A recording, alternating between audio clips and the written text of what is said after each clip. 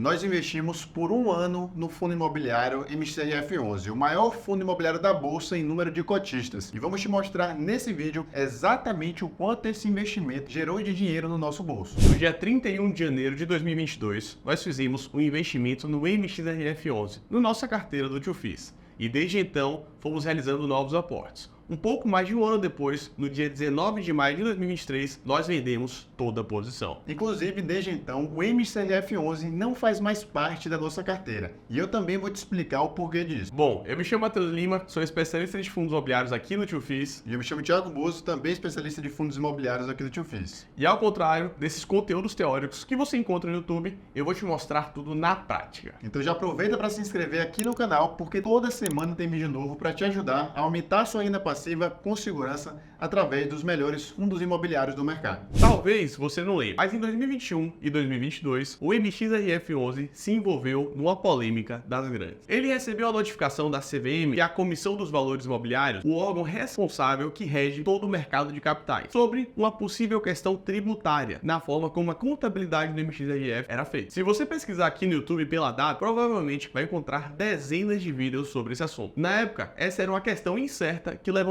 muitas dúvidas no mercado. Se o MXRF11 de fato viesse a ser tributado por essas questões contábeis que eram internas do fundo, ele poderia até ficar sem pagar rendimentos. E isso, obviamente, trouxe uma volatilidade gigantesca para o fundo imobiliário. Se nós temos uma notificação da CVM e uma possibilidade, que na época parecia real, do fundo ficar sem pagar rendimentos, obviamente as cotações sofreram. Então, o MXRF11 se desvalorizou bastante nessa época. E nós, aqui do TwoFiz, enxergamos esse movimento de desvalorização com uma grande oportunidade. É importante que você lembre que, ali em 2021 e 2022, a Selic ainda estava no patamar bem elevado e sem qualquer projeção de queda. Então era um movimento muito positivo para os fundos imobiliários de papel. O mercado de fundos de papel estava relativamente caro, ou pelo menos você não tinha muitas oportunidades para aproveitar do mercado. A inflação ainda estava alta na época. Essa desvalorização do MXRF11 fez com que o fundo passasse a ser negociado aproximadamente 10% abaixo do seu valor patrimonial. Então, ele ficou muito barato numa época que o mercado dos fundos imobiliários de papel não estava barato. Um preço atrativo, somado ao fato de ser um fundo que nós enxergamos como sendo bem gerido, tendo uma boa base de cotistas que vinha entregando bons resultados, e ainda tinha uma carteira bem equilibrada. Para nós, aqui do TwoFiz, era uma oportunidade clara. Esse é um ponto que, conforme você vai adquirindo maturidade nos investimentos, você passa a enxergar. Muitas vezes, um fundo imobiliário pode se desvalorizar na bolsa por conta de uma turbulência, de um ruído ou de uma possibilidade de risco que não se concretiza. E um ponto importante, não significa que se um fundo imobiliário cair, que ele necessariamente perdeu os fundamentos. E essa era a nossa análise para o MXRF11 naquela época. Era um fundo de papel de qualidade que estava passando por uma turbulência como outra qualquer no mercado. E então, decidimos investir. Era uma boa oportunidade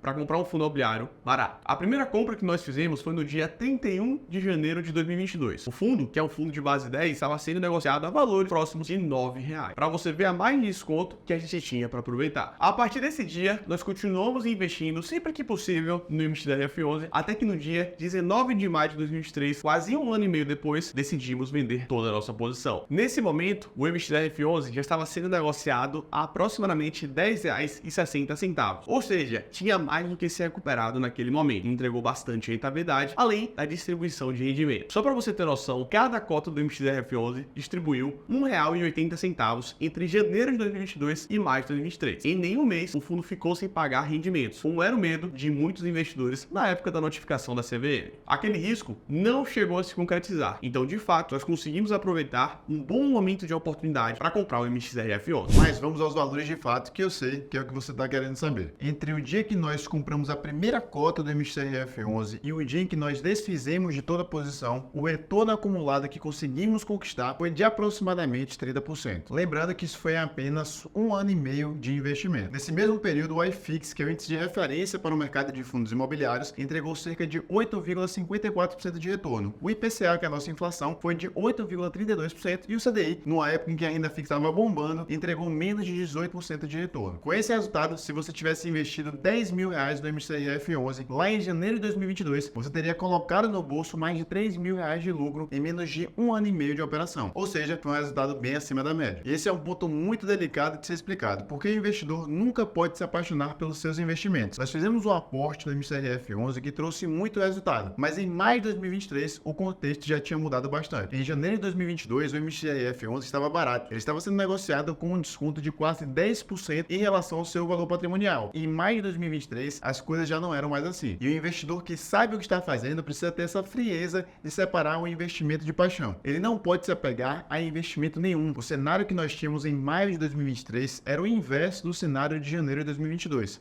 Aquela ameaça da notificação da CVM já não era mais uma ameaça e o fundo estava sendo negociado por preços acima do seu valor patrimonial. Quando você olhava para o P sobre VP do MCRF11, que é o indicador que compara o valor de mercado do fundo com o seu valor patrimonial, nós tínhamos um indicativo de um fundo caro naquele momento. O MCRF11 estava sendo negociado 6 ou 7% acima do seu valor patrimonial. E o cenário do mercado de fundos de papéis também já não era mais o mesmo. A Selic já estava dando indícios de queda, a inflação já estava caindo e os fundos de papéis, de uma forma geral, já estavam pagando um pouco menos de renda passiva. O mercado de fundos de papéis estava em queda. Se em janeiro de 2022 era difícil encontrar oportunidades nos fundos de papel, e em maio de 2023 muitos fundos estavam sendo negociados por preços abaixo do seu valor patrimonial. Então nós vendemos as cotas do MCRF11 pelo custo de oportunidade. Na época nós enxergamos que existiam outros fundos de papéis mais descontados e que eram oportunidades claras naquele momento. Para você ter uma noção, nós vendemos o MCRF11 e investimos num fundo de papel que estava 15% abaixo do seu valor patrimonial. E era um fundo que nós vimos como sendo um fundo de qualidade também, assim como o MCRF11. Por isso que a gente fez essa movimentação na carteira do Tio Fis. Não significa que o MCRF11 passou a ser um fundo ruim, só que, naquele momento, não fazia sentido manter um fundo na carteira. E o cenário permanece esse até hoje. Com a queda da Selic e o controle da inflação, existem muitos fundos de papéis descontados em 10 ou 15% em relação ao seu valor patrimonial. E o MCRF11 ainda está sendo negociado com um PVP acima de 1. A carteira do fundo continua sendo de qualidade, as perspectivas futuras são boas,